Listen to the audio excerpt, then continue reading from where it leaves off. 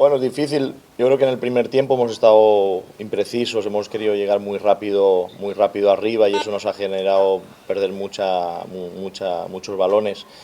Y bueno, en el segundo tiempo hemos cambiado un poco el dibujo, hemos tenido un poco más de tranquilidad y hemos buscado llegar con más gente arriba y sobre todo no tan directo. En el primer tiempo hemos llegado de forma muy directa y ha facilitado el trabajo del equipo rival. Nos ha faltado un poco de elaboración, pero en el segundo tiempo creo que se ha puesto mucha intensidad, mucho ritmo, los hemos tenido ahí durante todo el segundo tiempo en su cancha y bueno, como te decía, creo que había una jugada sobre Claudio y un lanzamiento que también va a la mano del contrario y nos ha juzgado de la misma manera. Y en el primer tiempo, más que costó, creo que equivocamos un poquito los caminos, quisimos llegar muy rápido arriba, buscando siempre el juego directo.